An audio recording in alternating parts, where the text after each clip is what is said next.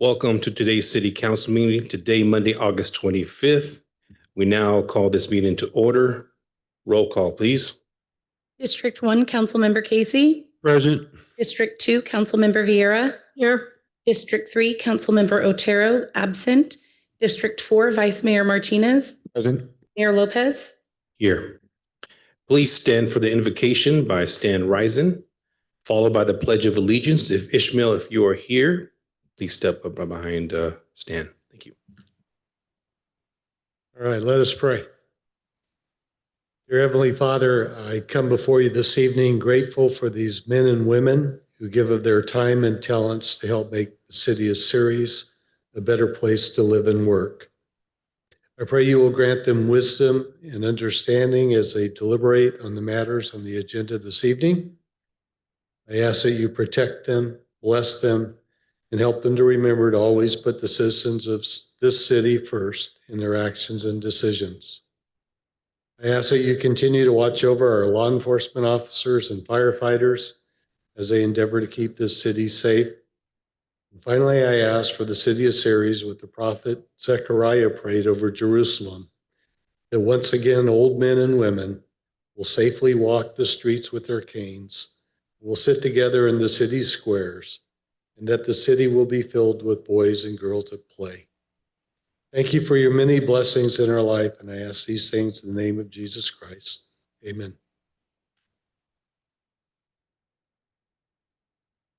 I'll ask if Ishmael is here. If you're not, we'll proceed.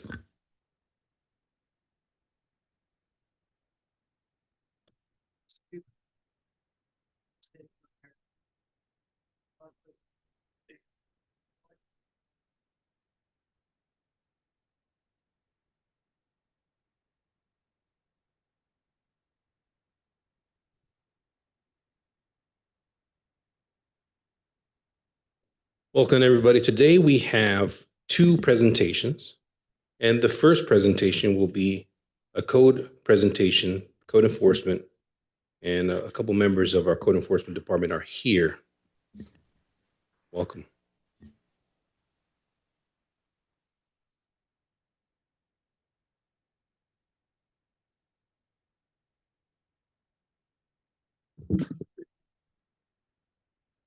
Good evening, Mayor, Council, members of the public. It is my honor to present the code team. They put together, I think, a very good presentation for you. It's got a lot of good information. You know how proud I am of this team, and I think it's going to be highlighted in this. I'm going to turn this over to Sergeant Nieuwenhuis. He's taking over for Travis, Lieutenant Hudson, while he's gone on training. Thank you, Chief. Good evening, City Council, City staff, and community members. Thank you for allowing us the opportunity to present on code enforcement's accomplishments over the last year and their hard work. As the Chief mentioned, my name is Dirk Nieuwenhuis. I'm the Administrative Sergeant for the Ceres Police Department. And over the last few months, I've had the privilege of supervising the code enforcement team in Lieutenant Hudson's absence. Prior to this assignment, I had very limited knowledge of code enforcement and what their day-to-day looked like. And after seeing their work up close, I've developed a strong appreciation for their dedication, professionalism, and commitment to our community to keep it clean, safe, and livable. Our mission is to maintain and continue improving the quality of life for our residents and visitors. And this is done by addressing safety concerns and tackling blight throughout our city.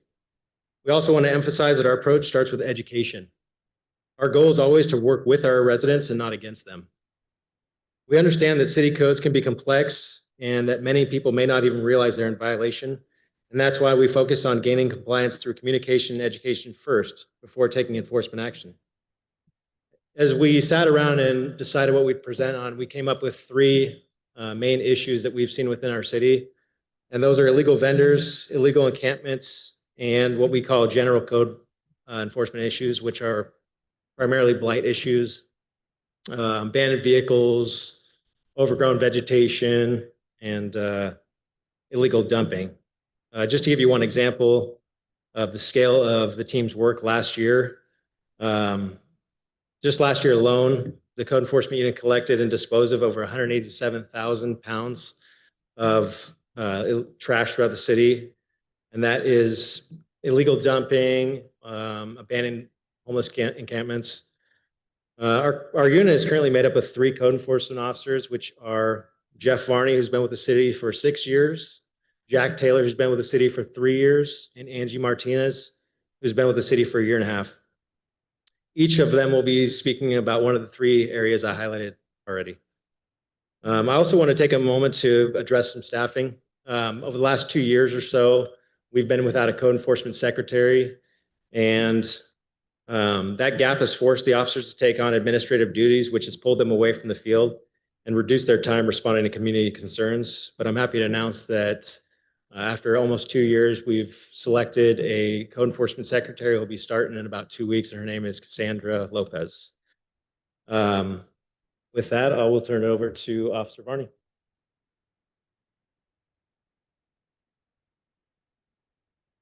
Good evening.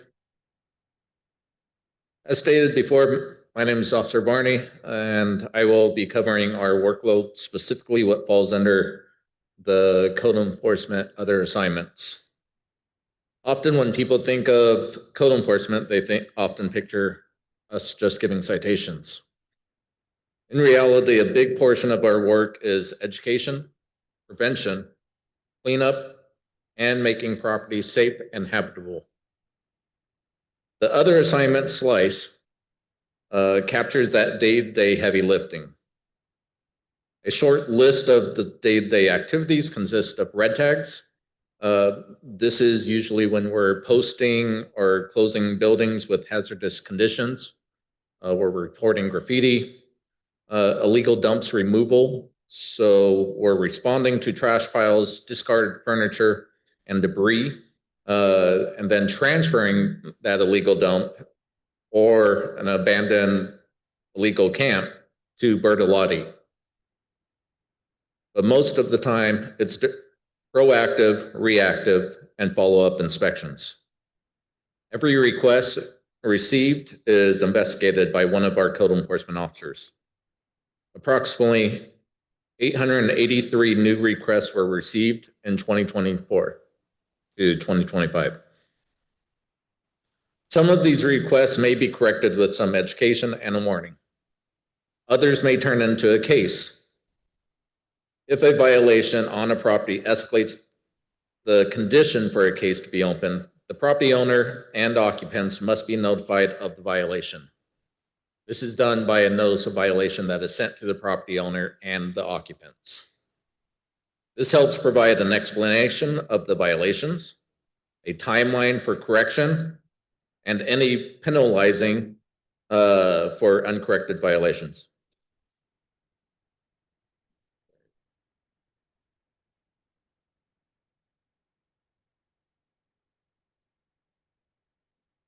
This step ensures documentation, fairness, and transparency. If corrected, the case is closed with compliance. If not corrected, formal administration citations are issued. This may also include other fines, liens, or abatement actions. Understand that if a request is closed due to a case being opened, it takes time to correct the issues. There's a lot of stuff going on behind the scenes that you don't see. However, when we close a request, a notification is sent to the reporting party stating that a case has been opened. So many of our cases usually revolve around the City of Ceres Public Nuisance Code. This is just 4 examples of types of what falls under public nuisance. Public nuisance can be a visual blight, noise ordinance, or safety concern. This may consist of ways such as trash, personal belongings, or debris in the front yard, to collection carts being left out, to parking on the lawn, to safety issues like discarded refrigerators or open gates to swimming pools, or to leaf and limb piles being placed out within the street, or a basketball hoop being left out in the street, which creates an obstruction. In this slide, you see many of these houses that have some of these public nuisance issues.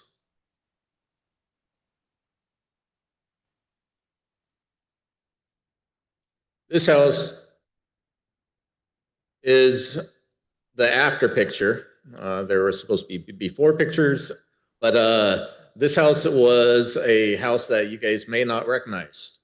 This house was the house that was a red tagged property. This house had the 84 dogs within it, had the elder abuse case, and child neglect. This is what the house looks like today. I also have a house that the front of the house looked horrible, and now it's cleaned up, but the case has been open for about 2 years now, and I'm still working with the property owners, working on the backyard. Next up, we have illegal vendors, and it will be done by Officer Martinez.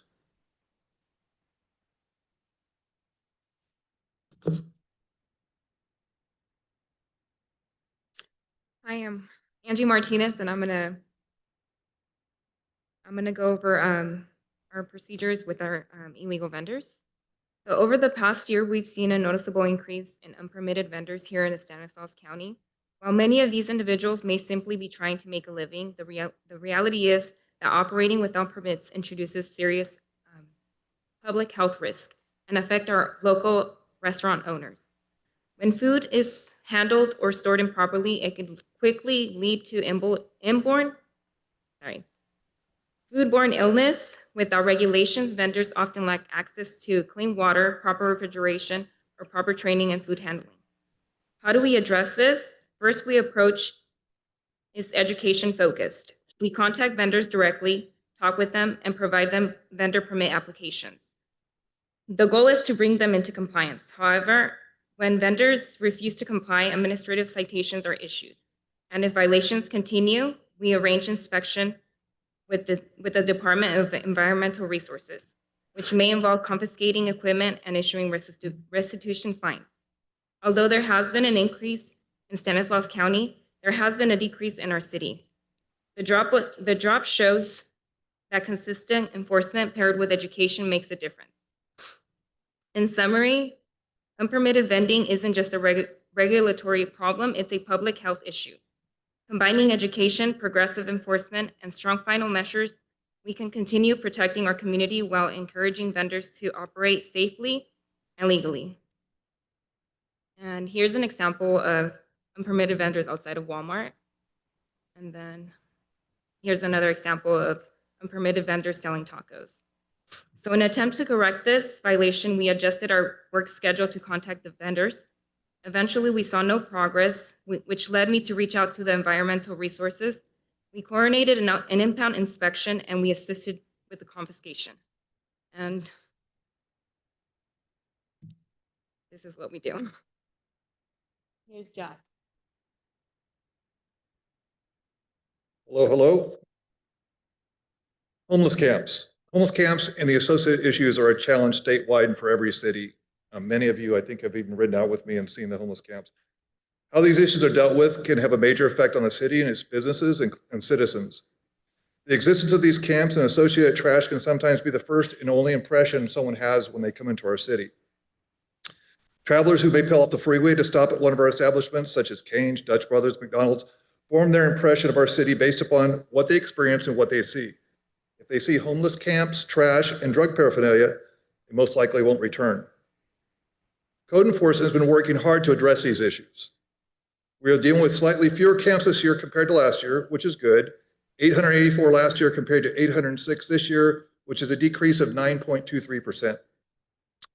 I believe this percentage is only a small part of the improvements we have seen. Camps have changed in size, type, and location. The changes are due to employment of consistent and persistent contact, enforcing local ordinances in size, while offering caring alternatives, The camps we're seeing now have gotten smaller. They're mostly ground sleepers. This you're seeing now is an example of the Kmart lot probably about 13 months ago. large camps, large amounts of people, large amounts of property. The ones you're seeing now have no structures, no tents. They're less visible. They're moving to the city outskirts. They're going to empty fields, and we actually see them hiding from code enforcement and from public, so the public doesn't call us. Code enforcement is out daily contacting these subjects, enforcing laws such as trespassing, possession of shopping carts, blocking sidewalks, interruption of commerce, and other violations. This constant contact and enforcement prevents camps from growing out of control, occupying our empty lots, buildings, parking areas, and public parks. We've also reached out to our local business and property owners to hear their pain points and work together to solve these issues. This involves posting of signage, improved lighting, cleaner landscapes, and enforcement of trespassing laws. A good example is the 1500 block of Hatch. There's a plaza you're seeing here. That's the buffet. There's a taqueria next door. And a year and a half ago, I had witnessed the owners out daily moving campers, spraying down their sidewalks, trying to clean up so they could start their business. You go out there today, you will not see that. It looks like this on a daily basis.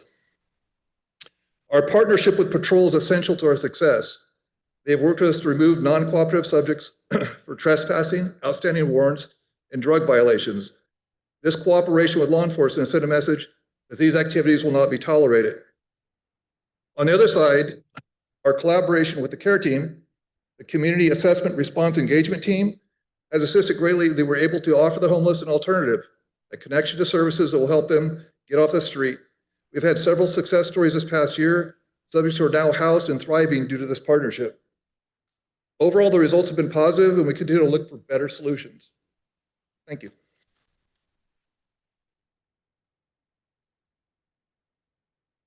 Thank you, code enforcement team. One last thing I'd like to mention is that at any given time, there's approximately 100 GoGov requests in the queue. And so Officer Barney hit on it once, but he has one request that's been going on for over 2 years now. So just be patient with us. If some of these requests seem like they're stalled out, they're still moving. We have checks and balances to make sure they're continually progressing. Some can be as quick as an hour. Some take several years at a time. So just be patient with us. And that concludes our presentation. We'd like to open up to the council if you have any questions for us. Any council members? Councilwoman here. Thank you. And I appreciate you guys coming out. I know I've been out on a ride along, so I've seen firsthand exactly what you've done and how you interact with the community, especially the homeless. I've seen the hours and the time that you've put in, and I appreciate what you do. And I appreciate being able to collaborate. My son actually works on Hatch Road. He was one of the closers there, so we do firsthand see a lot of what you're talking about on Hatch Road. That is actually where I was attacked by a homeless person about 4 years ago. So that is it's very emotional for me in that intersection when I go through there, because my son still works there, and that's where I continue to see a lot of those individuals and the same individual in that shopping center a lot. And so I did drive by Independence Park this weekend. I was really glad to see how clean it is and how much it's changed in the last year. And I know that's from the efforts of you guys. And then I know I just wanted to confirm, and I think you touched on it briefly about CARE coming out, and there are continuing to offer resources. So the ones that are unhoused or homeless are actually being offered resources, and they're declining it, which is, I think a lot of the community doesn't realize that you guys are taking steps in coordination with CARE to try to get them off the streets, and they're making a choice to live in these situations and on the streets and on the curbsides and in the parks, as opposed to just having no other options. And I think that's important that the community as well understand that this is something that they're choosing to do. And then I just wanted to confirm they're still coming out. Raul, I think, had said they were coming out daily if they need to, but you guys had a list. The CARE team's very responsive. In fact, I contacted them this morning as far as an individual that wanted to meet them. Almost every homeless person we contact, part of our conversation is, you can't be here, can't do this. Would you like to talk to the CARE team? If they say yes, they're a phone call away, and they're very responsive, a matter of minutes. And those no trespassing, those the businesses being really responsive, and are we getting more of those in place to try to remove, especially on Hatch Road where we had a huge influx? Yes, it's, the no trespass has probably been the most effective law we've been able to enforce. It is tough because they are public spaces, so trespassing can't be enforced at certain times. But with the cooperation with the store owners, another thing we did was making those parking lots look neater. When you take away that environment, it doesn't encourage the homeless to get into the weeds and get into the bushes. So cleaning up the parking lots, but yeah, definitely working with them. We've seen a major solution with the 602s or the no trespass. Thank you. I appreciate what you guys do. Thank you, Vice Mayor Martinez. Thank you, Mr. Mayor. I also just want to express my gratitude for what you guys do. I was able to witness firsthand a couple of cleanups. I went on one that the mayor was on. I saw firsthand the work you guys put in, the effort you guys make to clean up the city. So I just want to make sure you guys understand how much you're appreciated and how your work does not go unnoticed. And I really do appreciate everything you do. Councilmember Casey. I also appreciate the work you do.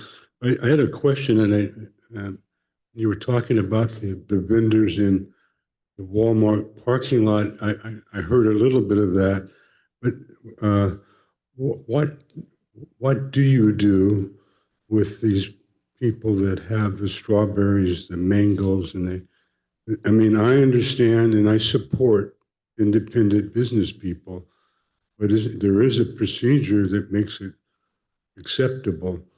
So if they're not acceptable, what do you do? Or maybe I'm wrong. Maybe those people that were there last weekend all are, above board and following the city rules. Maybe I don't know that because I wouldn't know the difference.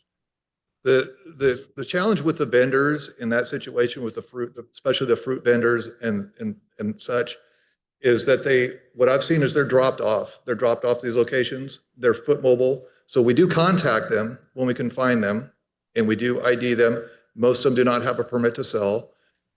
And they're basically asked to leave the property, which they usually cooperate with that. But much like with the homeless situation, they will tend to pop up in other places. So we're kind of running in circles sometimes, getting them off the property. And I understand the challenge there, but that's kind of what we're dealing with.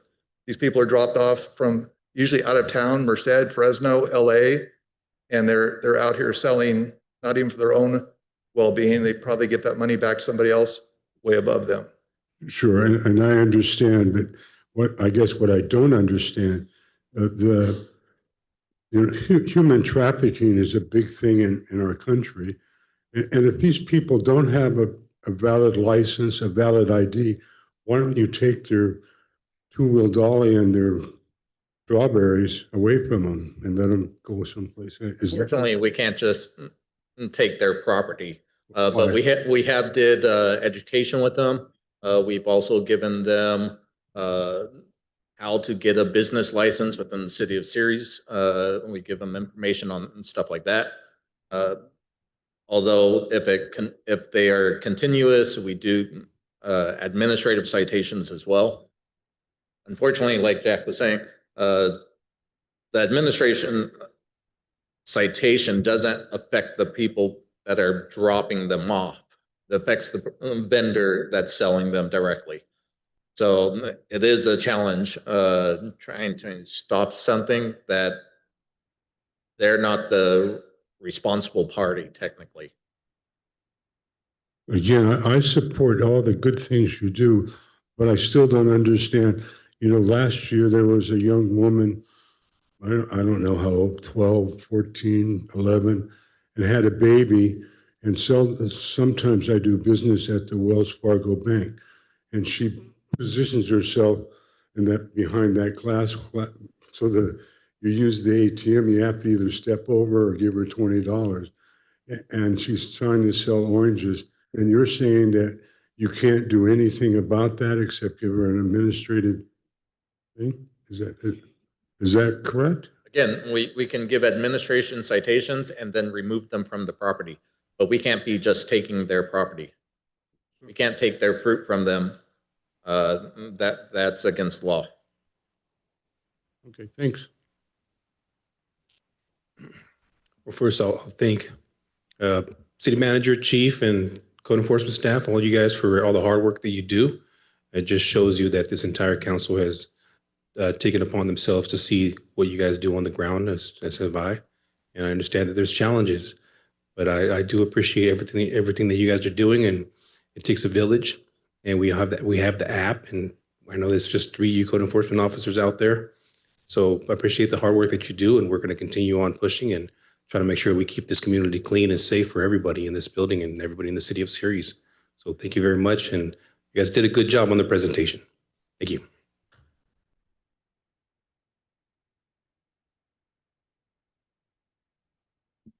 Next presentation, we have Lily from Stanislaus Animal Services Agency. Welcome.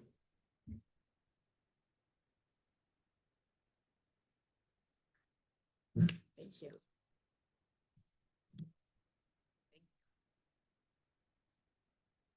Hello. Thank you so much for having me this evening. I've been very excited to come in front of the city council members here in the city of Ceres.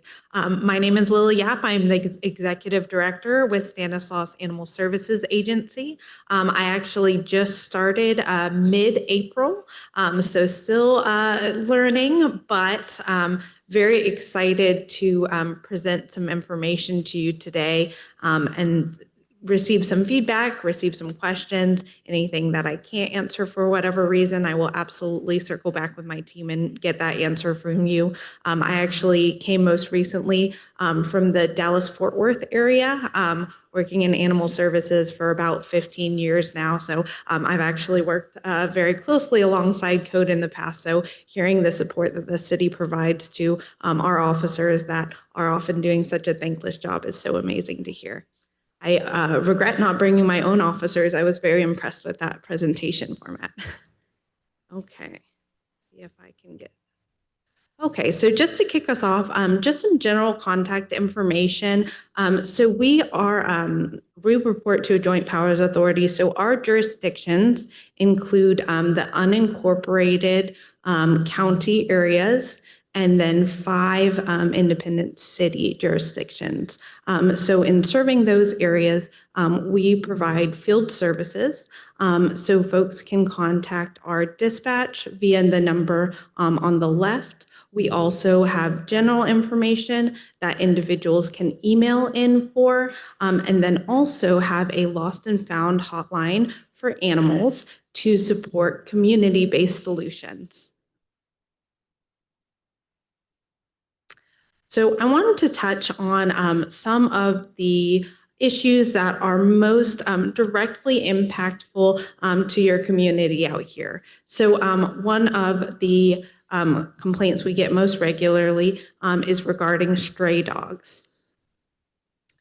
So in addressing issues with stray dogs, first and foremost, we really emphasize the importance of exercising caution with any unfamiliar dog. So we do have a number of citizens that will actively pick up stray animals. And if that is within someone's comfort level, we will not necessarily tell people not to do that, but just first and foremost, taking a pause and keeping the safety of an individual in mind.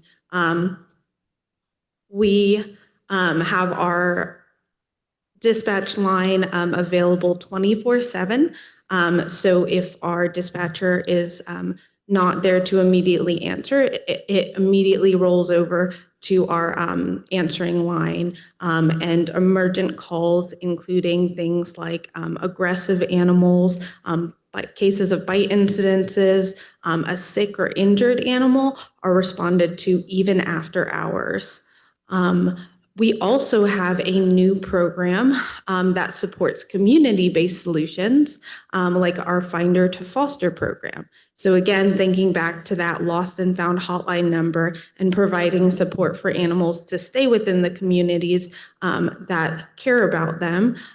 We always note that most dogs are found within a mile of their homes and are actually much more likely to be reunited when remaining in the area. As much as we work to create an inviting atmosphere for pet owners, it can be intimidating to come to the shelter. Pet owners are often afraid afraid that they will be penalized. There are some fees involved. And so being able to reclaim a pet from your neighbor that you might have a more trusting, innate relationship can be more readily accessible to people than coming to the shelter to reclaim an animal.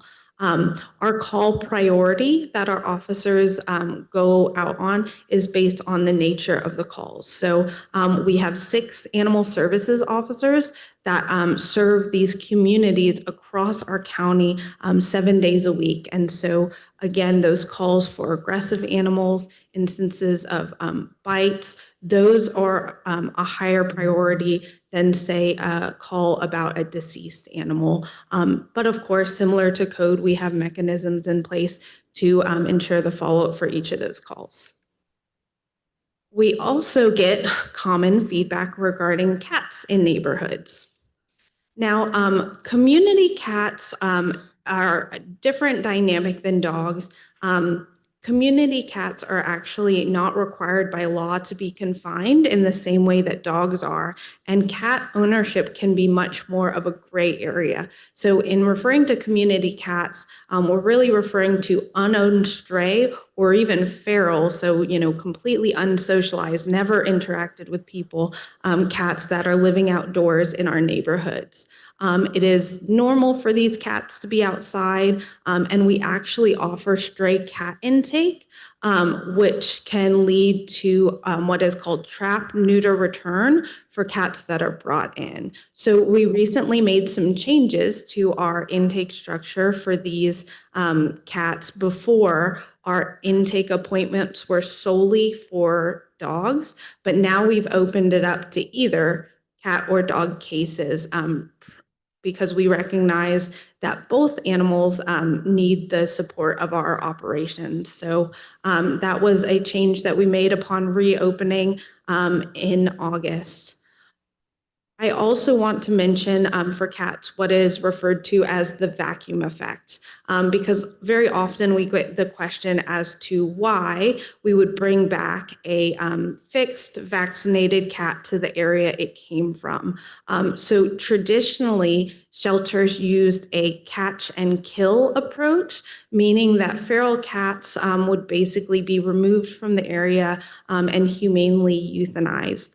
The problem with that is the vacuum effect, where the resources, generally shelter, food, and water, are still present in the area. And so new, unaltered cats that could have additional babies would just move in to capitalize on those resources and continue procreating, continuing the problem. So it became best practice for shelters to observe trap, neuter, return programs, because the realization was that when you fix a cat and return it to the area that it came from, it will continue to use those resources but block additional cats from coming into the area. And the nuisance behavior that we commonly see associated with unaltered cats, like procreating, fighting, marking, are reduced by having that spay-neuter surgery and, again, vaccinations. So we support responsible feeding and spay-neuter practices for community cats, but of course we recognize that not everyone in our community wants cats on their property. So we also encourage humane deterrence for those that do not intend to be feeding cats. So this can vary between some audio deterrence to things like motion activated spray detectors, which can not harm the animals, but give them a very good spook, because cats are prey animals. And so by encountering those uncomfortable situations, it really helps deter them from the properties that do not want them there, while also humanely decreasing the population over time. So again, whether the folks in our community support or oppose community cats, the TNR program allows us to see that decrease over time. Previously, the accessibility of these resources was very limited, and we still have a limited number of appointments, but since we reopened, we've essentially doubled those appointments available to our community for the spay, neuter, and trap neuter return. So other services include assisting with loose livestock, vaccine clinics, investigating reports of neglect, outreach, education, and adoption events, and everything in between. Right now, we are actually closing out our 1 in 1,000 campaign, which was an initiative to place 1,000 animals between the months of July and August. So we'll be able to roll out with that final count. When we were midway through, we were just over 500, so on track. And this month, we are actually waiving all of our adoption fees with Clear the Shelter to get us to that final mark. And this is really about more than decreasing our population on site. It's really giving us the bandwidth to change operations and be more proactive than ever before, because what is happening on site at our shelter deeply impacts the capacity we have to extend services to our community. And that is very important to us. We will also be progressing farther into our strategic planning process, which we are very excited about, and talking about the positive change that we're working on and gathering feedback from our diverse stakeholder groups. We look forward to having some focus groups that will be including our respective city council members. So more to come on that, but that is in a nutshell what our Animal Services Department does for you. So I'm welcoming any questions that you have. Sounds good. Councilwoman Vieira.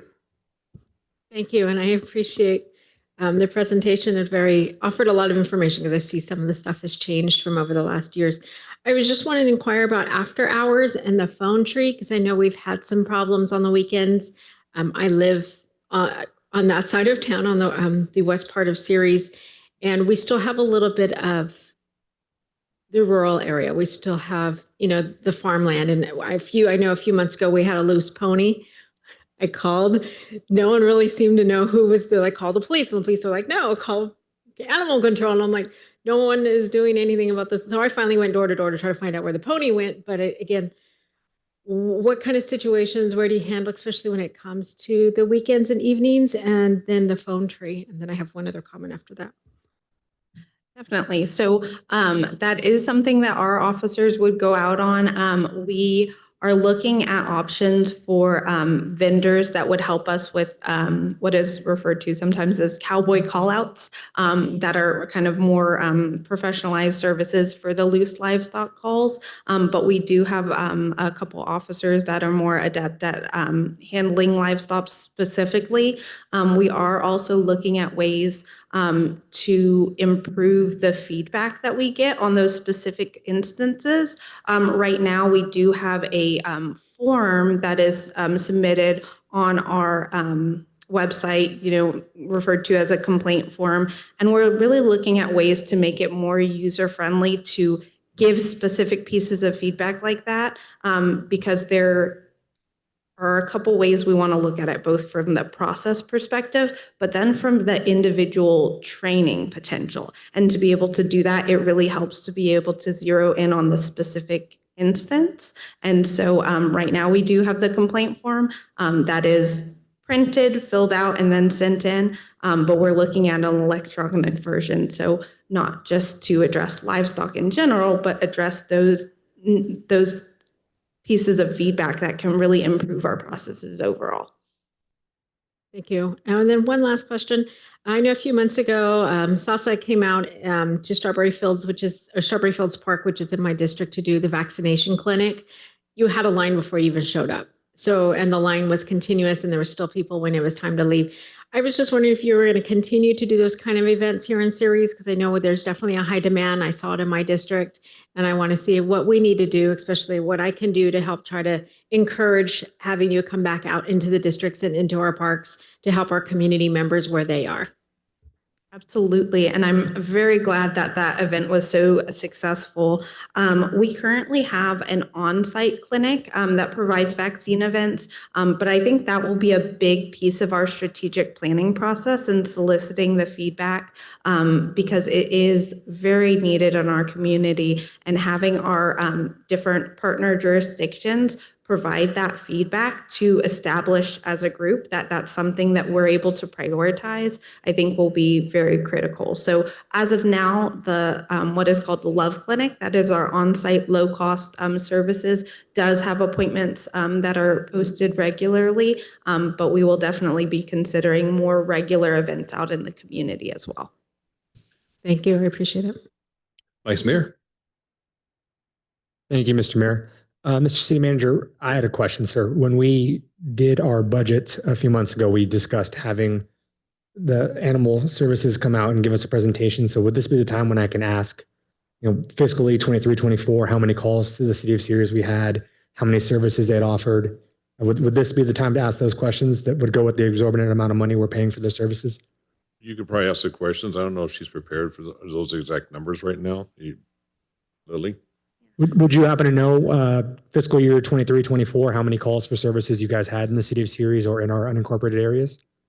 I don't have that number right now, but I can definitely circle back with you on that. And then I can also speak to kind of our cost structure and what we've recently put into place to reassess that, if that might be of use. Yeah, I would appreciate that because I've thought part of this presentation was to get those calls and those information and when those dollars and cents were going to.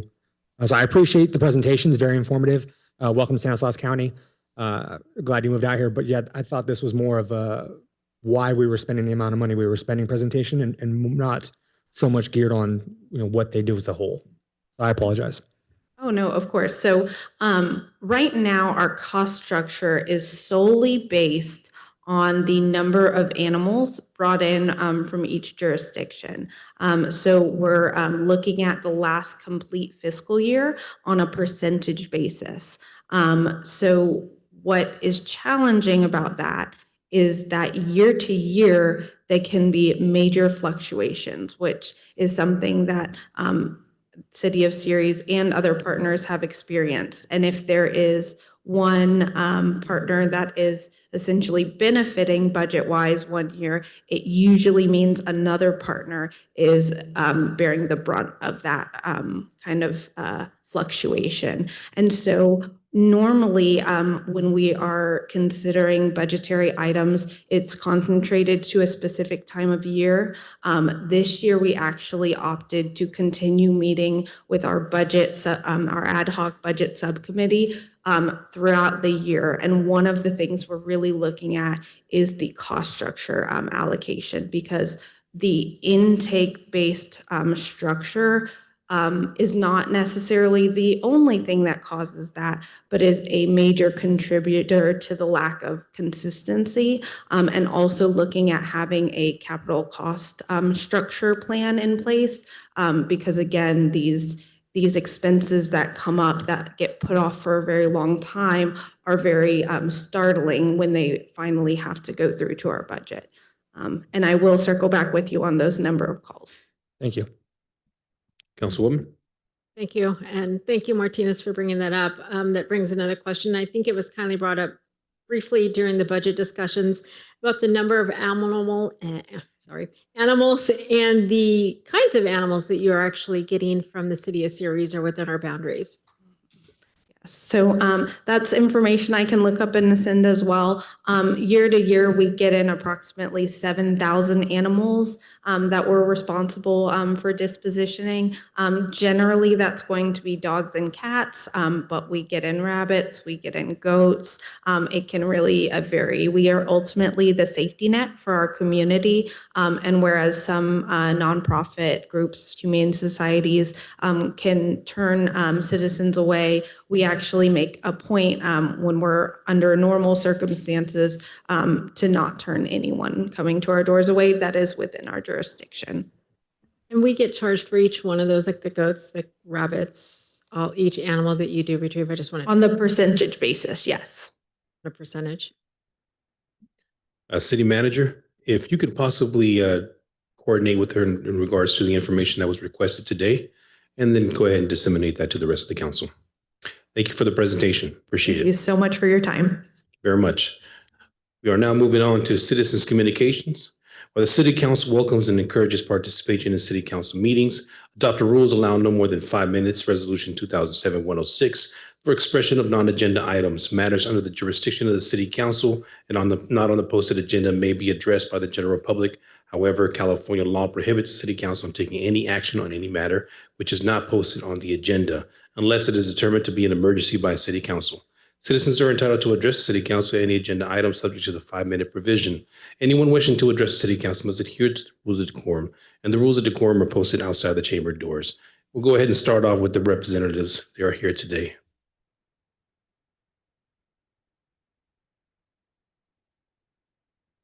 Good evening, City of Ceres. Justin Farkas representing the Office of Assemblyman Juan Alanis. Thank you, as always, for keeping your doors open and allowing us to provide some office hours out front prior to the meeting occurring here this evening. Just want to give a couple of brief updates. The Assemblyman has gone back to session. We reconvened the legislature last Monday after about a month-long break for a summer recess. And in that time, we were able to take part in a lot of different community events, as well as get in touch with a lot of our local businesses, farmers, et cetera. And we also got the opportunity to hold a town hall. So I just want to personally thank Mayor Javier Lopez and City Councilwoman Rivera for your attendance at that town hall, making sure that the City of Ceres was represented well. So thank you both for being in attendance of that and supporting our efforts to be transparent with our constituents. Also, in that time period during the break, Assemblyman Alanis had his first bill signed by the governor, and that's Assembly Bill 17, which just provides public precinct map availability for free. Prior, a lot of registrars would require you to purchase those maps. Now those will be available for public access across the state of California. So we're really excited to promote that election transparency here in our state. And we've got a lot more work to do on a myriad of fronts. So thank you guys for your time, and we'll be sure to keep you updated as things move forward through the remainder of the year. Thank you very much, Justin. Let's open it up to members of the public who would like to make a comment. Now is your time.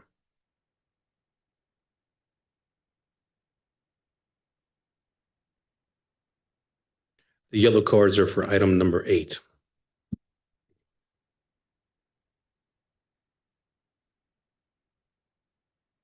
I didn't see her sneaking up on me. John Warren, City of Ceres. Good evening, council members. My thoughts today are September 11th coming up next month, which is right around the corner. Also known as Patriots Day, the American Legion and VFW host of Ceres will host a ceremony at Whitmore Park at the Veterans Memorial site where the flagpole and the granite markers are located. 8:30 in the morning is the time of the ceremony in honor of the people that lost their lives on September 11th. Another thing I would like to mention, we had a nice presentation from the code enforcement folks. They do have a hard job, and I think sometimes they don't think that I like them very much, but I really do. They do a good job. But coming up in the next budget, we're 25, 26 now, and it will be 26, 27. But on December 31st, 2026, ARPA funds run out, and we're going to lose a couple of these code enforcement people unless the council does something in the next budget to keep them employed in our city, and they're sorely needed. So I know that you're all enthusiastic about the work they do because of the comments you made tonight. So in this next budget process, we're going to have to find some extra money to keep them employed in our city. So please think about that and mark that at the top of your calendar. Thank you very much. Thank you very much. Next person, please.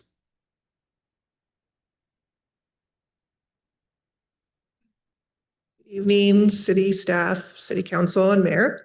I'm just giving my chamber update. We have a few events coming up for the Ceres Chamber of Commerce. This Thursday, we're doing a chamber nonprofit mixer.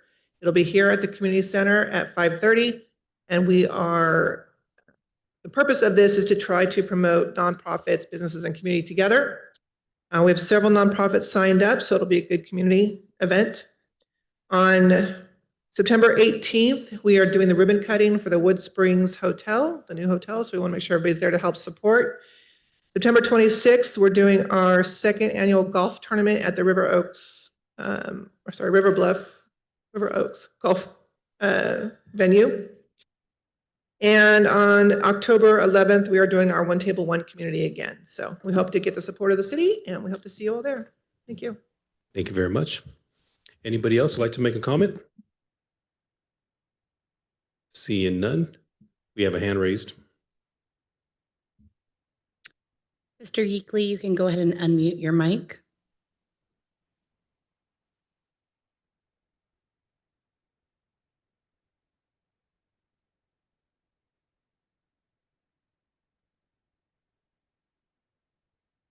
You'll need to unmute your mic. We cannot hear you. Can you hear me now? Yes, we can. Yeah, Gene Yeakley series. I wanted, hello? Oh, I thought somebody else was talking. We can hear you. I want to thank the code enforcement team, Officer Varney, Officer Martinez, Officer Taylor. At one point, not too many years ago, there was only one code enforcement person in town, and mayhem was everywhere. These three people and some people before them have done quite a remarkable job in taking care of what goes on in our streets, and but they still need a lot of help. After their presentation, I thought that the community could ask them questions, but evidently not. And then the lady from the animal shelter, she got to speak, Lily Yap, and I wanted to ask her a couple of questions too after her presentation. And again, I thought the general public, either in the chambers there or someone online like Zoom or something could ask a question. And one of my questions for the lady that took over the new, I guess she's the director of Nassau County Animal Shelter. And one of the questions I had was, what about, I believe I read somewhere where if someone's cat, I know people, there's cat lovers everywhere. If somebody's cat comes into your yard and uses it, you know, to either take a dump, pee on something, then that's a form of trespassing. I don't know if that's true. Maybe the chief, from his experience with code enforcement, could answer that. And on another note, when they were talking about code enforcement, people being trafficked and stuff like that, and they mentioned Wells Fargo. I've seen that, Lee. I think everybody that's lives in Ceres at one time or another has seen somebody vending right by the area where the cars pull out after they get a drive-through cash transaction. And also down there at Bank of America. Sometimes it's been like it is now, 100 degrees outside, and they got a little baby, you know, and isn't that a form of child abuse when the baby's out there in 100-degree weather? I mean, those people should be arrested. You know, you don't bring a little 2-year-old or 1-year-old out in that kind of heat. And I'm surprised it hasn't been addressed before and spoke about. So those were my concerns. I always thought that after a presentation that each one of presentations, whether it's now or next week or next month, that the general public had a right to ask questions. Correct me if I'm wrong, though. So those are my issues, and especially the one with someone bringing a child out in the heat and vending when it's extremely dangerous out there in the heat. I hope somebody can answer my questions. Thank you. Thank you very much. Do we have any emails? We did not receive any emails. Okay. Thank you very much. Citizens communication is now closed. Do any of the council members have a conflict of interest? Okay, moving on to the consent calendar. All matters listed on the consent calendar are considered routine in nature and will be enacted by a single motion unless otherwise requested by an individual council member or public for special consideration. Otherwise, the recommendation of staff will be acted upon by a roll call vote. Is there anyone on the council that would like to pull an item?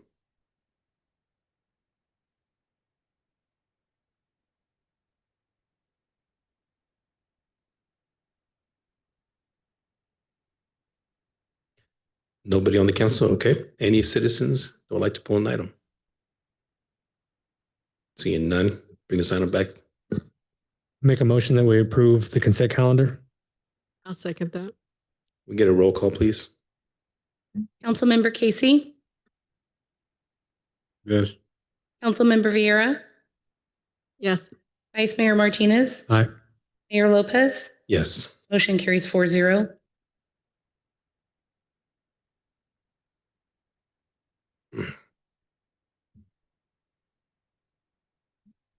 Moving on to a public hearing. Item number 8, an ordinance of the City Council of the City of Ceres adding Chapter 10, Tobacco and Smoke Shop Restriction to Title 6 Health and Sanitation of the Ceres Municipal Code. Chief? Good evening, Mayor, Council, members of the public. This is a follow-up from a few council meetings ago. So tonight, I'm bringing back the tobacco ordinance with some changes due to the discussion that we had. I've added a section in there, 6.07.145, which outlines the security requirements. Each smoke shop must submit a security plan consistent with California state law on sale of age-restricted materials. It also states that additional security measures such as reduced hours of operation, security guards, door monitors, burglar alarms may be required if harm, nuisance, or related problems are demonstrated to occur as a result of their business practices. It also states that they must have video surveillance of all entrances, exits, and points of sale. The video systems that they use must have the capability for the police department to have real-time access so that when we have a real-time crime center, they can integrate into that center. The other request was to limit the number of smoke shops allowed in Ceres. Instead of limiting the actual number, I think that in the section, it outlines it that smoke shops cannot be within 1,000 feet of a public or private school. They cannot be 1,000 feet of any public park or recreation center, and they can't be within 1,000 feet of another smoke shop. So that pretty much limits the amount of smoke shops that we can have. All zoning laws are also in effect, so they can't be in a residential area either. And from what I saw, just doing my own research, that we are pretty much maxed out from with this ordinance passing. We can't add any more smoke shops. Thank you very much for that report. We're now open the public hearing. Is there anyone in the chambers that would like to make a comment on this item?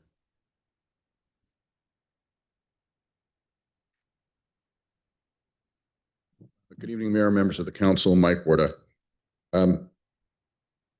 The ordinance doesn't really get into what the problem is here, and that is that not one of these smoke shops could legally or operate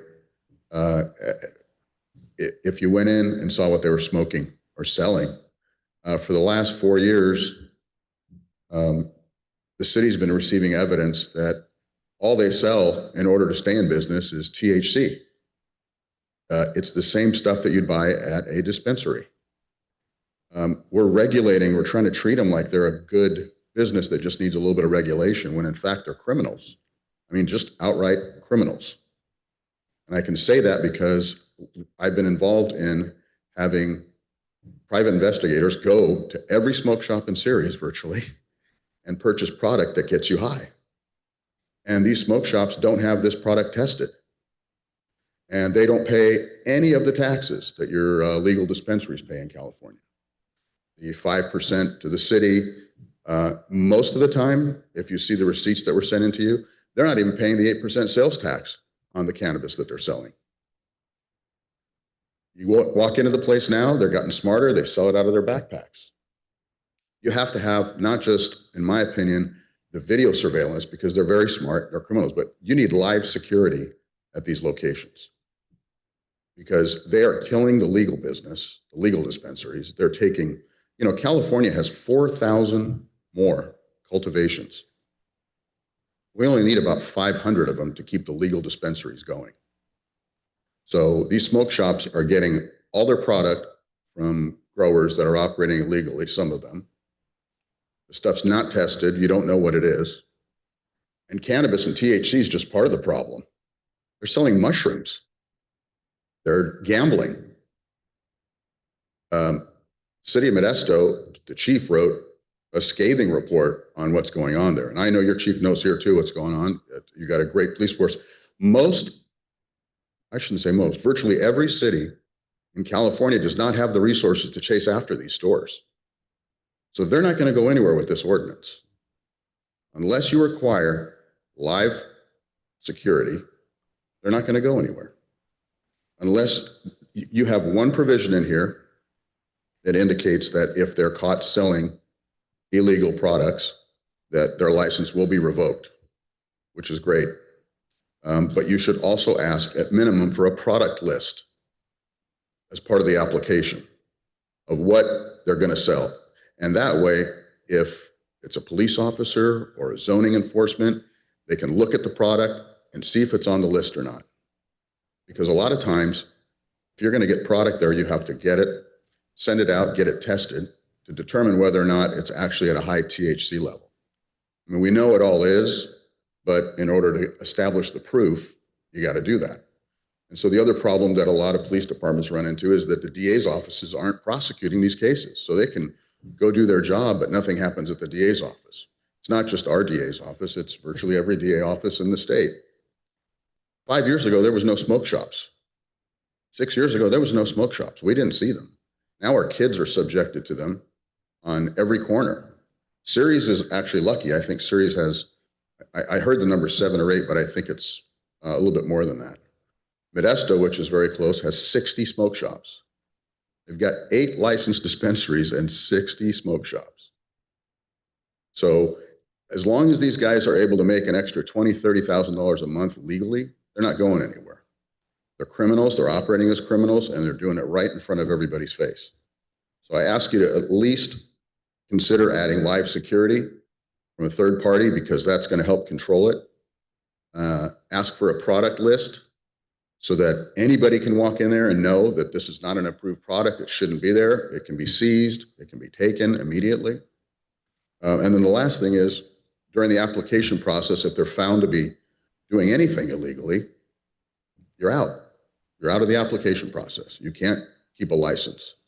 The objective here isn't to regulate these smoke shops. The objective should be to eliminate them because none of them can stay in business just selling legal tobacco products. Thank you very much. Thank you, Mr. Warda. Is there anybody else in the public who'd like to make a comment?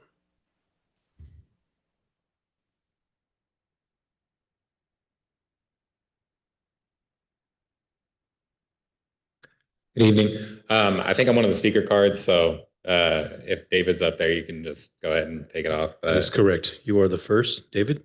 Cool. Awesome. Well, good evening, Mayor Lopez and council members. My name is David Cisneros. I'm from the California Health Collaborative, but more than that, I'm a resident of Ceres. I grew up here and I've lived here all my life. I went to school down the street at Ceres High School, so I know firsthand a lot about this issue.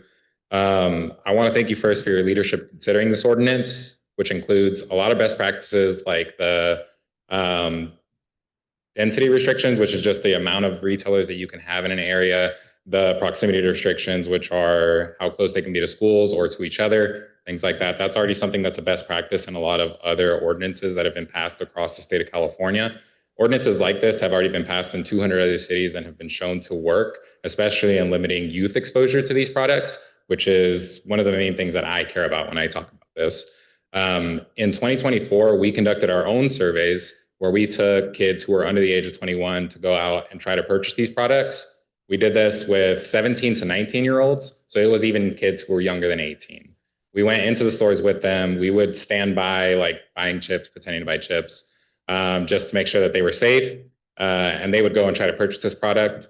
A lot of the times, it was surprisingly easy to go and buy the product itself, and we would walk out without any issues. Nobody would even bat an eye.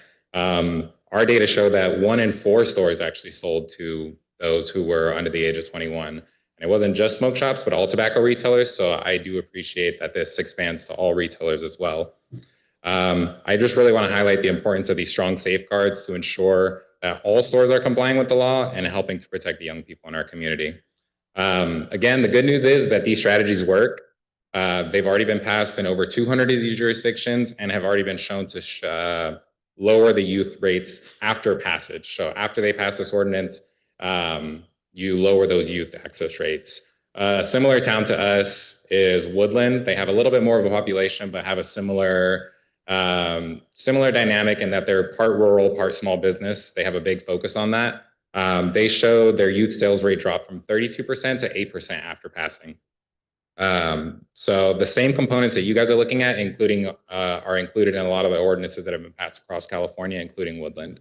I also want to share that a majority of Ceres residents, we've also done public opinion survey data to ask Ceres residents what they think of an ordinance like this. 71% of Ceres residents already support something like this as well. So this is something that Ceres wants as well.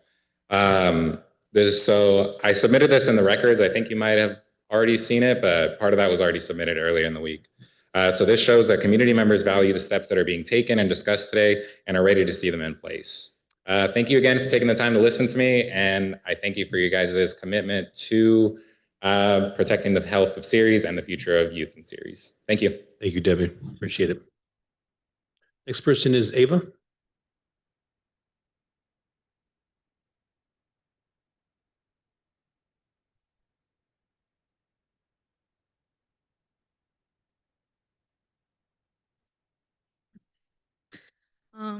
Good afternoon, City Council members. My name is Ava Alvarado. I'm a current senior at Central Valley High School and a member of the Protecting Health and Slamming Tobacco Fast Youth Coalition here in Stanislaus County. Throughout my 4 years at Central Valley, I've seen numerous of my classmates fall victim to smoking and vaping, and it's no longer something that happens in secret or just occasionally. Many students have become addicted. I've seen students vaping in bathrooms, outdoor common areas, and even in classrooms. My school is also in close proximity to shops that sell vapes and tobacco products. However, for this very reason, myself and my peers at FAST at Central Valley believe this TRL is crucial. Its proximity restrictions prevent the uproar of tobacco retailers in youth-centered areas, as well as progressive enforcement on banning the sale of prohibited flavors, vape and tobacco products, and the banning of coupons that are meant to encourage the purchase of tobacco. Therefore, I believe that these aspects of this TRL would prove to provide a safer Ceres for our youth who are directly being impacted and targeted by these products, redirecting their path for a brighter and safer future. Thank you. Thank you, Ava. I appreciate that. Does anybody else like to make a comment?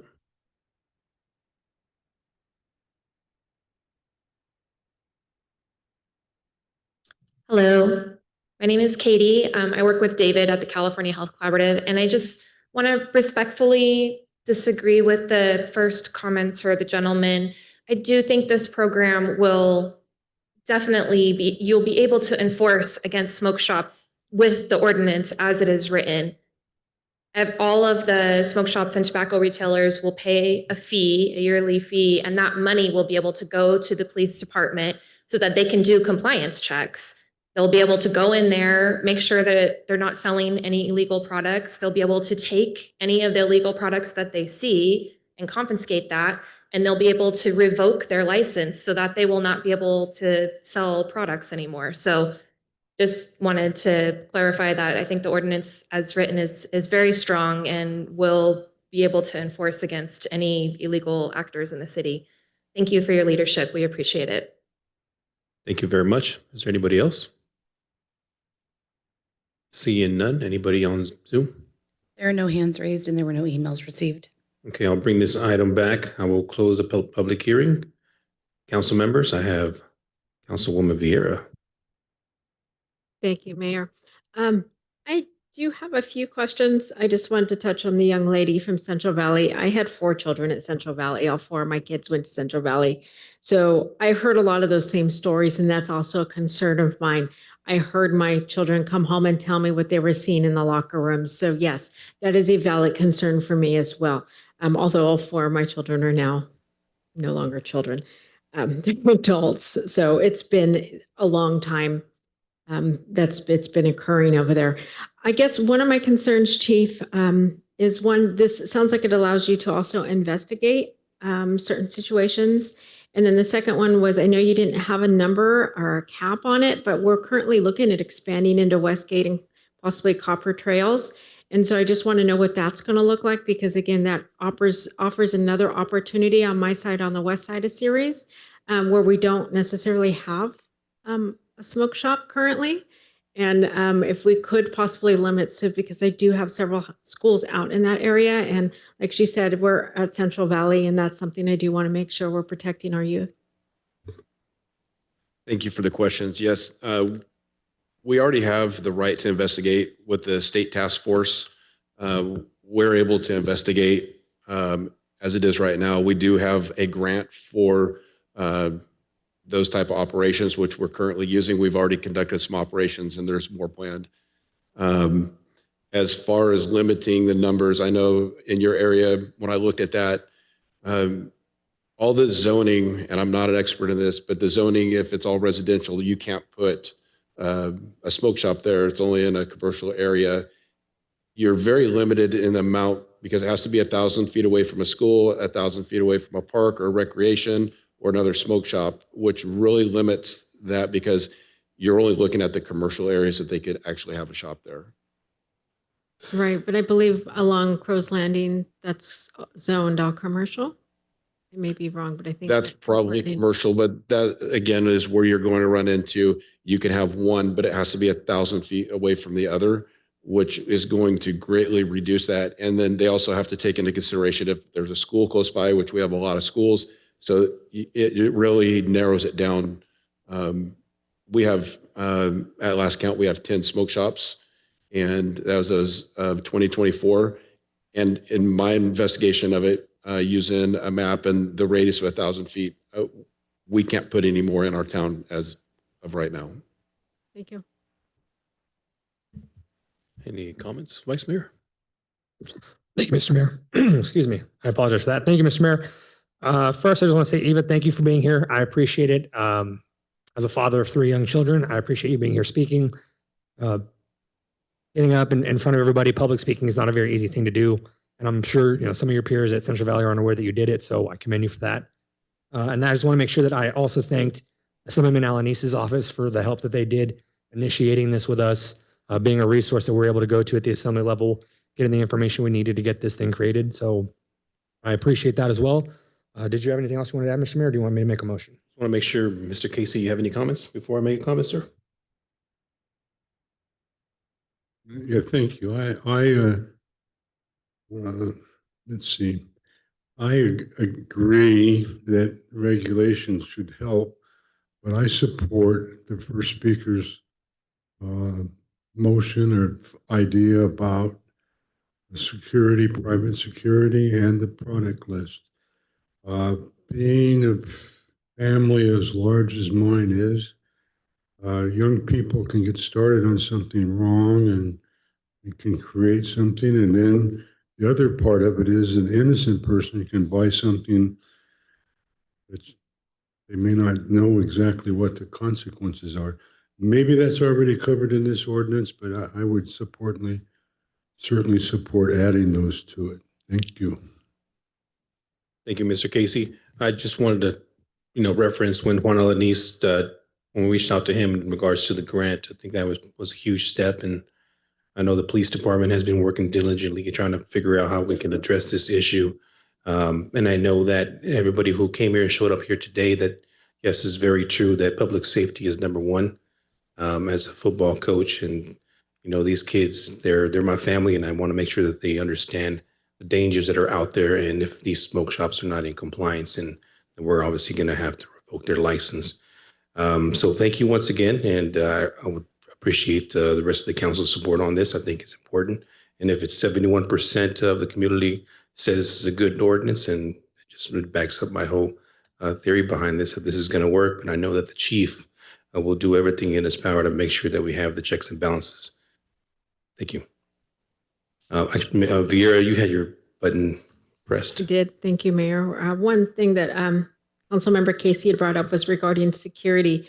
I know in the past, when I had done one of my ride-alongs, actually, I think 2 of my ride-alongs, I've encountered issues, or there's been encounters over at the smoke shops where we're encountering a certain type. And I just want to make sure, are those issues going to be addressed in this, or is there something that we need to add? Because I think both ride-alongs, or at least 2 of them, I believe we had stolen vehicles in those parking lots. And if those are the type of people we're bringing into the community, we definitely need to make sure that we're taking the proper precautions for the safety of the community. And you guys have what you need to be successful in addressing the crimes that this is bringing into town. Yes, thank you for the question. I think this is very well worded. The chief of police has discretion based on the number of violations that these smoke shops have, that we can add additional measures, like we can change their business, their operating hours. We can make them hire security at the smoke shop. But if they're in compliance and they're not breaking the law, then they don't have to have that. So it's really going to be based on the number of violations that they have. Okay, and that's something you would be able to enforce if that was to happen with. Absolutely. Okay, thank you. Okay, Vice Mayor, there you go. I'll make a motion to approve ordinance for the city council adding chapter 10 tobacco and smoke shop restrictions to Title 6 health and sanitation to the Ceres Municipal Code. I'll second that. We get a roll call, please. Councilmember Casey, I'm voting no, and I'd like to know why is because if you wait till they violate something to correct it, they've already committed the crime. I think we should be proactive and have the security guards and their product list. But my vote is no, as it reads. Councilmember Vieira, Yes. Vice Mayor Martinez, Aye. Mayor Lopez, Yes. motion carries 3-1. Thank you very much. Moving on to new business. There is a correction on item number 9. The staff report and resolution has been updated. The updated documents have been copied on a green sheet and placed in the public agenda binder.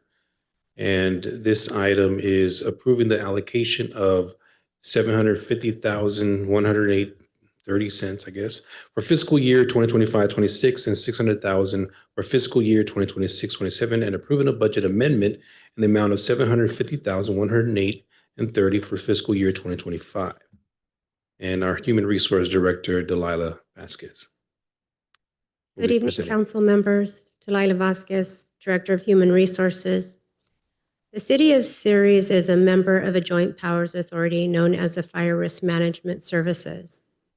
FIRMS operates and manages health and welfare benefit programs such as medical, dental, vision, and workers' compensation for approximately 35 municipalities.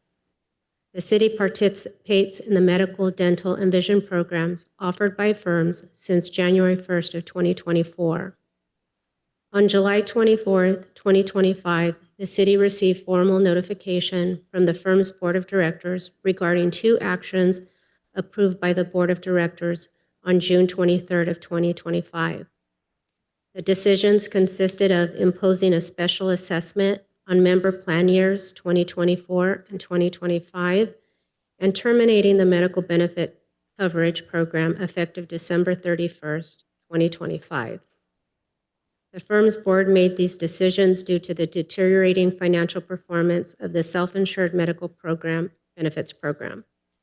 The firm's board informed the city they began noticing an increase in claims in late 2024, but weren't alarmed as it is common for individuals to schedule elective procedures at the end of the year once deductibles are met. In late May 2025, they received their first quarterly report, and utilization was dramatically higher than the same period in the previous year. The net position, assets minus liabilities, was in a deficit of $2.7 million for calendar year 2024 and $3 million for January through May of calendar year 2025, and a projected $6 million deficit for May through December 2025, a combined deficit of approximately $11.8 million.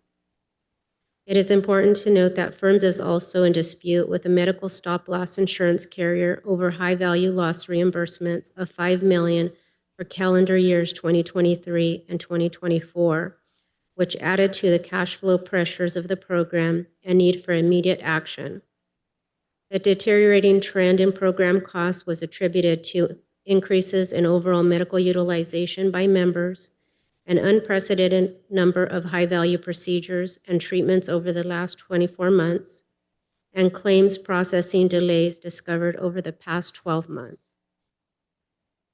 The special assessment was distributed between each firm's member participating in the medical benefits coverage program, proportionate to the member's medical contribution over the assessment period, and would receive an invoice during the week of July 30th of 2020, yes, and did not include the assessment amount owed by the city. On July 30th of 2025, the city received an invoice for $330,275.53 for calendar year 2024 and $1,019,919.45 for calendar year 2025. The invoice provided two options for repayment: 18 monthly installments of $75,010.83 or one lump sum of $1,242,179.39 if paid in full by October 1st of 2025, reducing the total amount owed by 8% or $108,015.59. The city's decision to opt for monthly installments rather than the lump sum reflects the fiscal prudence required given the current uncertainty regarding claim recoveries and the ongoing dispute with the stop-loss carrier. Given that claims and assessments could fluctuate or be revised, maintaining liquidity through the monthly installment options allows for flexibility and the ability to adjust based on emerging data. The city has requested the following information from the firm's board: the actuarial report, assumptions, and confidence level used to establish the special assessment, the firm who prepared the actuarial report and process used to evaluate and approve the report, including but not limited to if the report will be amended and updated periodically. Once the requested report and related information are provided, the city will be better equipped to assess whether any adjustments or recalculations of the special assessment are warranted, ensuring that the city is not overpaying or prematurely committing to a financial obligation without full transparency. Based on these questions and concerns, staff recommend monthly installments of $75,010.83 beginning September 1st of 2025 for a proper and thoughtful review of the special assessment. Lastly, I want to inform Council that benefits will continue uninterrupted through December 31st of 2025, and the city has secured medical, dental, and vision coverage beginning January 1st, 2026 for all city employees and elected officials. Staff met earlier today with the Employee Benefits Advisory Committee to review the medical, dental, and vision coverage plans beginning January 1st of 2026. An open enrollment will be scheduled in the near future. The city will be offering informational sessions to walk employees through the available options, helping them make decisions based on their specific healthcare needs and preferences. Communication regarding medical, dental, and vision coverage beginning January 1st of 2026 will be sent to all employees and elected officials within the next few weeks. This concludes the information, and I'm available for any questions. Thank you very much. We will now open this item to the public. Anybody in the chambers have any comments or questions on this item? Any hands raised? There are no hands raised and there were no emails received.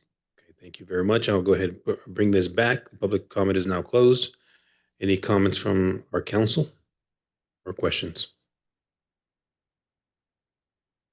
Councilwoman? Thank you. And Delilah, I just want to confirm, and I know I'd mentioned this to you before, I just wanted to guarantee that they were going to continue to pay claims to the end of the year since they are dissolved. And I think that's my biggest concern is, are our employees still covered? Because I think that is my biggest concern is our staff. Thank you for your question. That's a valid concern. And we have been told that the special assessments and the payments will ensure that those claims are paid throughout the year and that services will not be interrupted.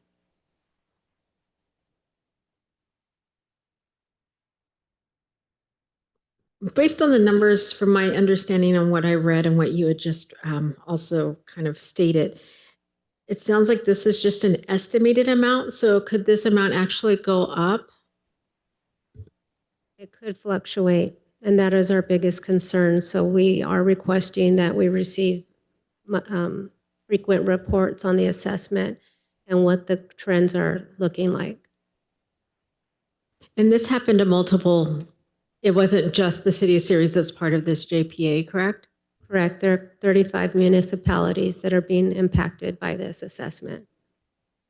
And is there a reason why we didn't get this information prior to the budget decision? And we're just finding about this today? So they didn't receive, or they didn't realize how big of a deficit they had until late May of 2025. And then their board convened in June of 2025. And we didn't receive notification until July of 2025. Now, do we have someone that was appointed to the board and was supposed to be at these meetings, or were we not informed of these meetings? We were not informed. And we do not have a representative. Thank you. Great questions. Councilmember Casey? Part of this might have been asked and answered, but the 750,000 is based on previous claims, or is it based on projected losses yet not reported? Is that where they come up with this number? Rather than $1 million, I guess, is a better way to put it. Sorry, council member, what was the question? Sure. My question is this assessment that we're paying up and beyond the monthly premiums, is it based on losses, let's see, projected losses yet but not reported? Or is it because we're, in previous years, we had huge losses? Is that, I'm just curious where the number comes from. And I know we talked about this before, but I can't remember the answer. Thank you. So the assessment for 2024 are for the losses that were incurred in that fiscal year based on the proportionate number of contributions that we provide or we're paying. And then the 1,019,919.45 is for calendar year 2025. And they are for actual losses January through May, or April, I'm sorry, and then projections from May through December of the remainder of the year. So if their projected number turns out to be less, is there a possibility of getting $10,000 back? That is a possibility, and we did ask, and they indicated that they would repay us, but our preference would be not to give it to them in advance. So if there's some changes, we haven't made payment and then have to recoup those funds. Thank you. Thank you for those questions. Vice Mayor? Thank you, Mr. Mayor. I just want to confirm 2026 city staff will have coverage, correct? Correct. And are we going to be an independent coverage, or are we joining another multiple city coalition, or how do we plan on doing that moving forward? So we are working with Keenan and Associates, and we have brought in Darm here and Pam Coat. We will be going out in a captive audience to get rates, and we've already secured those rates. Thank you. I don't have any questions. I think they were all answered, but I would support your recommendation of making monthly payments. Any additional comments from the council? Okay. Motion. I'll make a motion to approve item number 9. Second. Get a roll call, please. Councilmember Casey, Don't have much choice, yes. Councilmember Vieira, Yes. Vice Mayor Martinez, Aye. Mayor Lopez. Yes. Motion passes 4 with Otero absent. Thank you. Doesn't seem to be any discussion items. Any council member referrals? Councilwoman Vieira? Thank you, Mayor. I'm just looking through the agenda again today, looking at the vouchers that we've had. I noticed a trend again on this month's vouchers, and I was wondering if we can possibly get a presentation on the cost when it comes to the attorney fees and in proportion to as well as our budget, because I think it's imperative that we're taking the appropriate steps to be fiscally smart. And I just kind of want to see where we're at and what we're spending the money on, because it looks like we're probably at our budget or really close to it. And so I just wanted to kind of see what was going on in that area. Thank you. Did you get that? Okay, good. Thank you. Councilmember Casey, sir?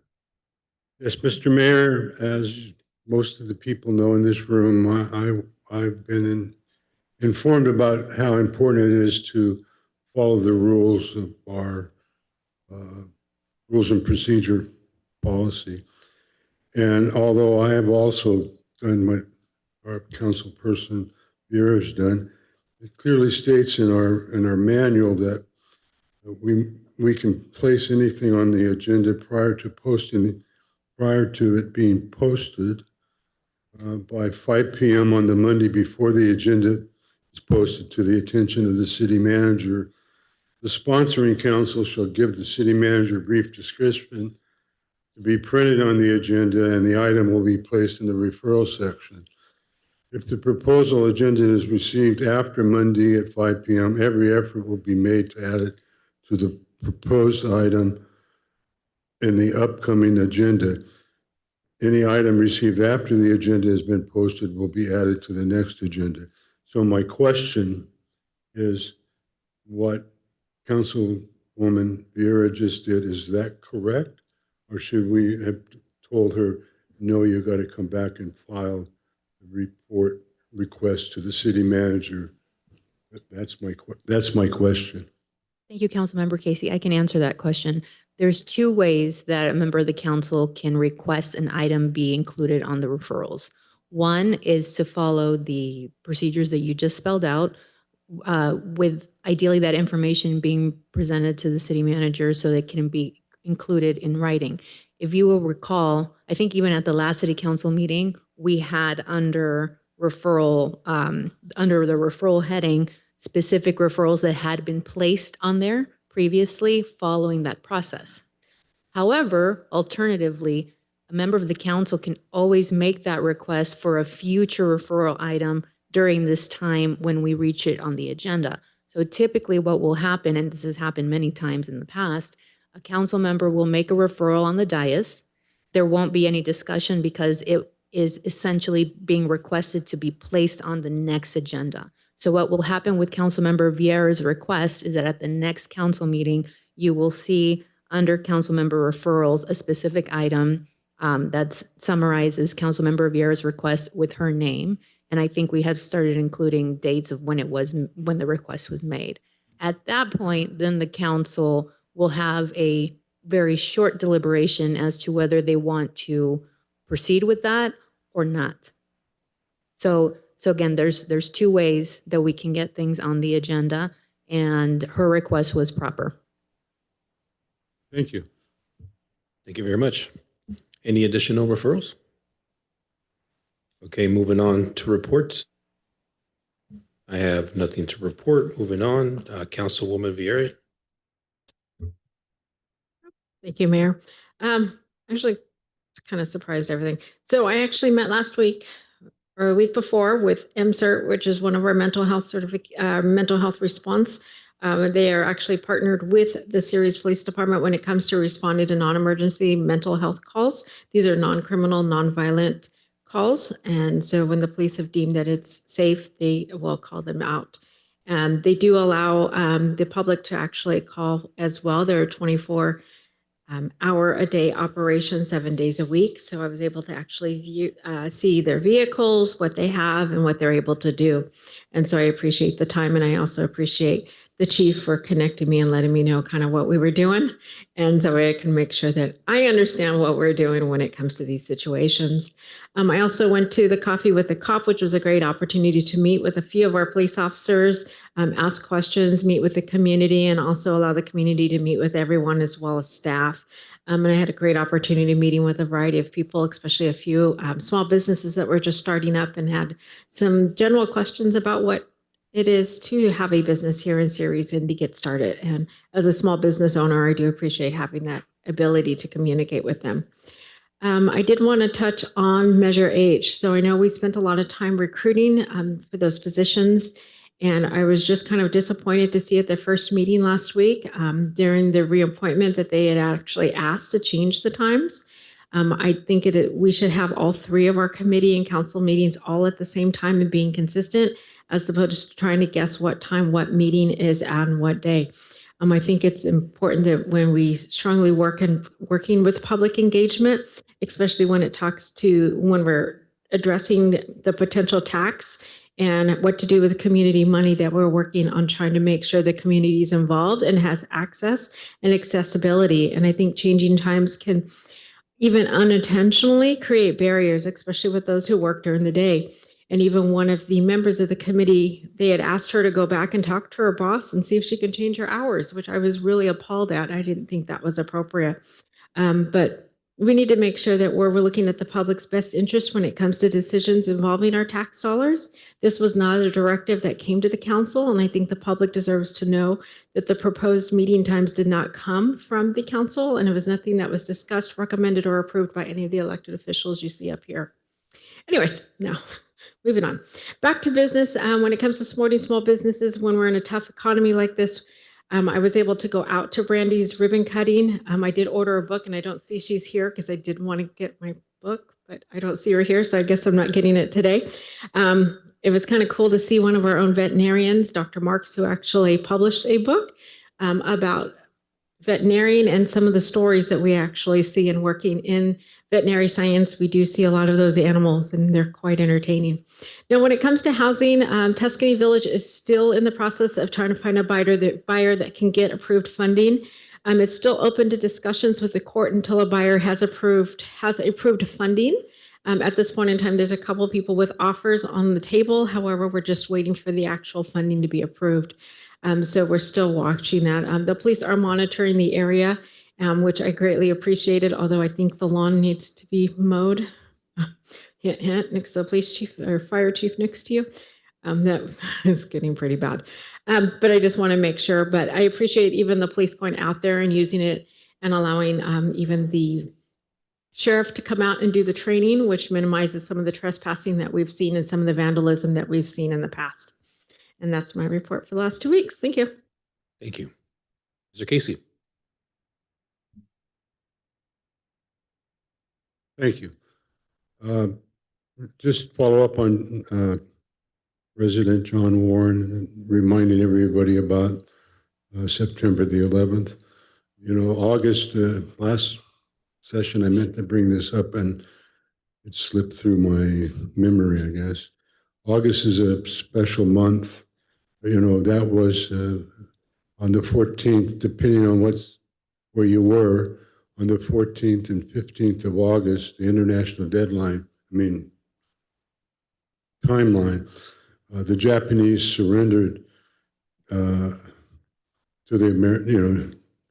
to stop the war, and the official surrender didn't take place until later in September.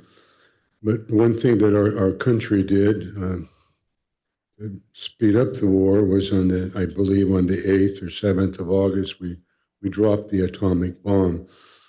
And it did a lot of horrible things to innocent citizens. And consequently, we ended up, getting the surrender. And I guess in a way it might have been worth it. And the other thing that, we fly this black flag, not everywhere that it should be, but we fly it plenty of places, and most people take it for granted. But I believe in August, you can correct me, John, I believe in August, the 100th missing in action person's remains were brought back from North Korea to the United States. So it's a real thing. It's not just a black flag. And those poor people that gave their lives for our country and their families who never had the chance to do their final blessings and closing, they just wondered. So please be respectful to our country. Try and make it to the September the 11th. And when you see that black flag, remind the person that you're next to what it's about, and to continue to pray for those people that are missing in action and POWs. Thank you. Thank you very much. Okay. City Manager, I have nothing to report. City Attorney, Nothing tonight, Mayor. departments, from left to right. Yes, I just want to inform the council that we went live this morning with HDL for our business license.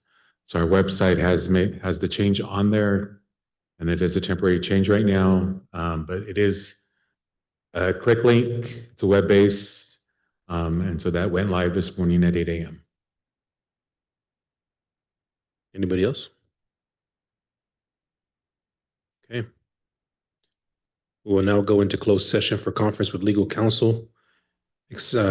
Exiting litigation, California Government Code 54956.9. Name of case is Tom Milapis versus City of Ceres, Stanislaus Superior Court. Case number CV 24009325.